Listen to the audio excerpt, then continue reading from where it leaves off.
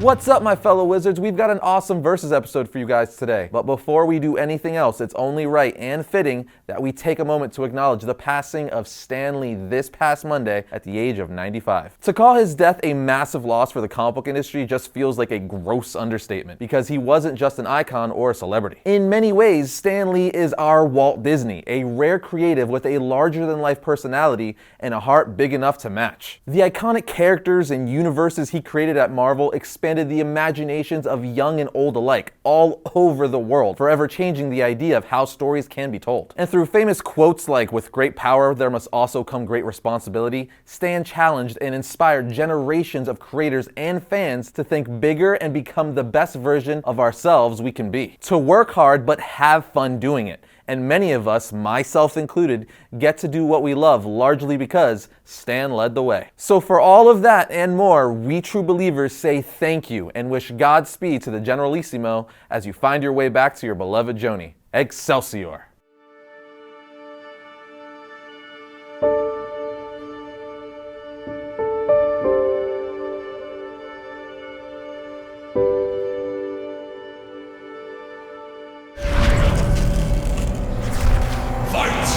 Like many, if not most of you, we're massive fans of the wizarding world over here on Planet Variant. And when the next chapter in the Fantastic Beasts saga, The Crimes of Grindelwald, hits theaters this weekend, fans are going to see the rise of the first evil wizard, Gellert Grindelwald. We'll also learn more about his relationship to Dumbledore, the headmaster of Hogwarts. As a matter of fact, we saw the movie yesterday, and I'll have my full spoiler review for you guys on Monday's Variant Live. But in the meantime, we thought it'd be fun to take one of the key characters in the movie, and arguably the most powerful wizard in the wizarding world, Albus Dumbledore, and put him up against the most powerful wizard from another popular mystical universe, Old Greybeard himself, Gandalf. We've been looking forward to this matchup for months, and it should be a great one. So let the battle begin.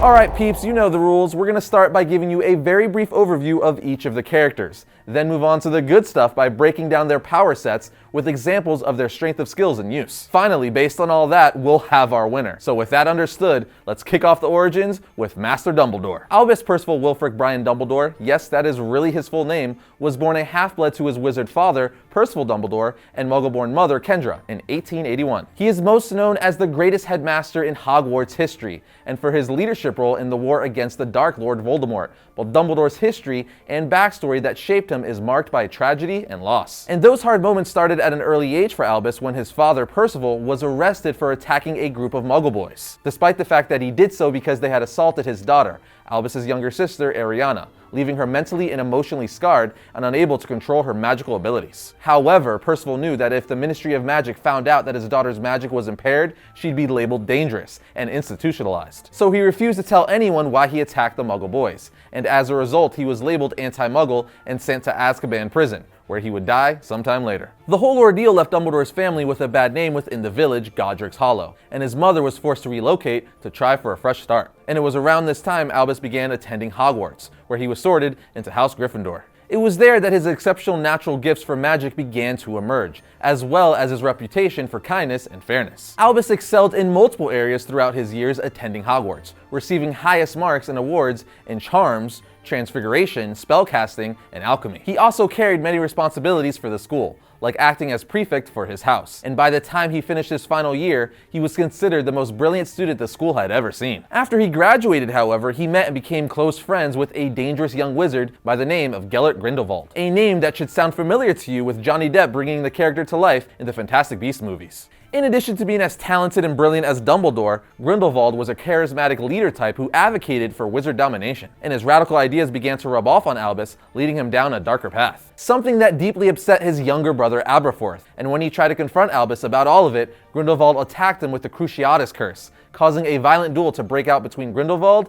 and the two Dumbledore brothers. It was at that moment that tragedy struck again, when Ariana Dumbledore tried to intervene in the fight and was accidentally killed by a stray curse in the chaos. No one knew whose curse it was that hit her, but Grindelwald immediately disappeared, leaving Albus to carry the guilt of her death, something he went on to carry with him for the rest of his life. His relationship with his brother Aberforth was never the same either. But ultimately, Ariana's death caused Albus to realize how wrong he had been and how dangerous and destructive Grindelwald's ideas were. However, he still couldn't find it in himself to fight against his former friend. So instead, he returned to Hogwarts as the Defense Against the Dark Arts professor, hoping to prepare his students for the war he knew was coming. As time went on, however, Grindelwald found and took possession of one of the Deathly Hallows, the Elder Wand, and had built up a sizable army that was terrorizing Europe. It reached the point where Dumbledore could no longer turn a blind eye and went after his old friend, leading to the most legendary duel between wizards in history. A duel that Albus obviously won in the end, taking the Elder Wand for himself. After that epic battle, Albus of course went on to become the great headmaster of Hogwarts, and lest we forget, was actually the one who recruited Tom Riddle to the school. The boy who would later become the powerful Dark Lord Voldemort. And we all know how that turned out. So for all his strengths, Albus was a magnet for powerful psychopaths. Anyway, that's a brief overview on Dumbledore, but what about his opponent? Well, we find Gandalf's backstory in Tolkien's work called The Silmarillion, where we first learn that Gandalf is not just an extremely old wizard, but actually one of the Istari, a group of 5 ancient spirits from the Undying Lands called Maiar, who were sent to Middle-earth in human form to help the Free People in their war against Sauron. The Silmarillion actually goes into a ton of detail about the history of the Maiar, and it's awesome, but it can get quite confusing, so we'll save that for another day. Anyway, Gandalf's original name was Olorin, and he was considered the wisest of the Maiar, which explains why he became one of the central figures in both wars against the Dark Lord. When Olorin arrived to Middle-earth, he was given one of the 3 rings of power called Narya, the Ring of Fire, by an elf called Círdan the Shipwright. It was then that he was also given the name Gandalf, and then he went on to spend many centuries walking among the elves, learning from them and teaching them, eventually revealing himself to them as one of the Istari, and as time went on, he became known as the wisest and most powerful of that order. When a dark power began to grow in Dol Guldur, he joined the White Council, which was formed to investigate what was happening, and Lady Galadriel wanted him to become the leader of the council. However, another Istar named Saruman came to lead the council instead, as initially he was more powerful and knowledgeable about Sauron and the Rings of Power. But Saruman would later grow jealous and afraid of Gandalf, ultimately leading him to betray the council to the Dark Lord Sauron many years later, during the War for the One Ring. But throughout that time, Gandalf continued to battle Sauron on every front. He also helped Thorin Oakenshield reclaim the Lonely Mountain from the dragon Smaug and led the peoples of Middle-earth in the battles of the 5 armies, in which they were able to beat back the forces of Sauron, at least for a while. It was also during that time that Bilbo Baggins came into the picture and encountered the creature Gollum, from whom he took a ring, which of course turned out to be the One Ring to rule them all. This started the dominoes falling all the way to the events of the Lord of the Rings, which we all know, and we won't get into that now. But during the War for the One Ring, while leading the Fellowship through the mines of Moria, Gandalf went toe-to-toe with a Balrog, which are fiery former Maiar who turned evil. So basically a demon of Middle-earth's underworld. Anyway, after a long battle during which they fell deep into the mountain, Gandalf managed to kill the Balrog, only to then die from the encounter himself. But he didn't stay dead, as he returned to life 20 days later to finish the job against Sauron. Except now he returned in a more powerful form and became known as Gandalf the White. And if you know anything about the rest of the story, you don't mess with Gandalf the White. But now let's get to some powers and abilities to see how these two match up.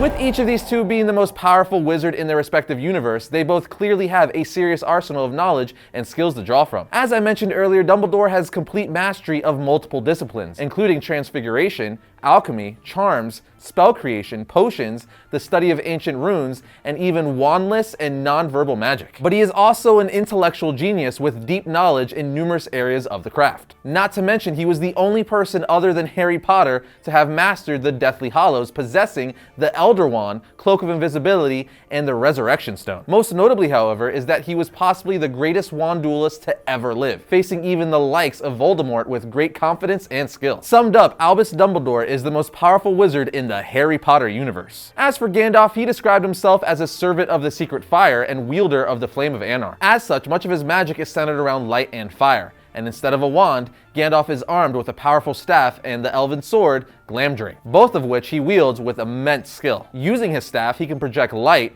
create energy blast, create and manipulate fire, form powerful shields, and the list goes on. But he can also devastate his opponent with verbal spells, powerful enough to shatter a mountainside. That's no joke. Similar to Dumbledore, Gandalf is an intellectual powerhouse, but due to his virtual immortality as a Maiar turned Istar, he also possesses deep ancient knowledge and understanding, which have served him well across thousands of years. He also has mastery over natural elements, using magic numerous times to manipulate fire, water, wind, smoke, and weather. And did I mention he rides on giant eagles and a mystical horse called Shadowfax? Yeah. Well, he does. But alright people, we've heard their backstories and talked about each of these magic makers' power sets. So who would win the battle between the two of them? Well, this would without any doubt be a vicious matchup, as each of them have battled and defeated incredibly powerful enemies in their respective universes. But in the end, we have to give the W to Gandalf. Why? Well, for starters, as a Maiar, he is essentially a supernatural being with vast ancient knowledge, which would give him an immediate advantage in the experience department. But the main reason is this dude took on and single-handedly defeated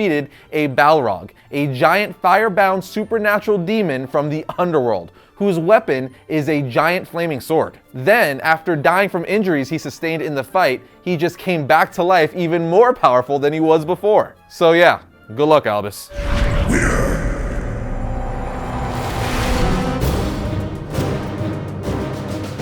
First up for Wednesday, November 14th, we have The Amazing Spider-Man issue 9. There's been a major theft, the likes of which we've never seen, and for once, the Black Cat didn't do it. But Spider-Man might need the help of his once foe, once friend, once crime boss, Felicia Hardy, the Black Cat. Next, we have Daredevil issue 611. As Daredevil's crusade against the Kingpin moves into its endgame, the stakes have never been higher. But a mysterious new villain has arrived in Hell's Kitchen, with Daredevil squarely in its sights. Then we have The Flash issue 58, Force Quest Part 1. Following Flash War, Barry Allen remains the Flash, but he's no longer the fastest man alive. With Hunter Zolomon on the run, and new forces such as the Strength, Sage, and Still forces unleashed on the multiverse, Barry must leave Central City behind and travel the world to learn the secret history of the Speed Force. Next in line is Captain Marvel Prelude 1. Before Carol Danvers takes flight in 2019's first Marvel Studios film, immerse yourself in this all-new adventure. Spinning out of the events of Avengers Infinity War, Nick Fury and Maria Hill set off on the life or death missions that lead directly to the appearance of Captain Marvel. And last but not least, we have Darth Vader issue 23, Fortress Vader Part 5. Darkness rises above Mustafar as the brutal designs of Lord Momin begin to take shape. That's gonna do it for this episode of Variant, but make sure to let us know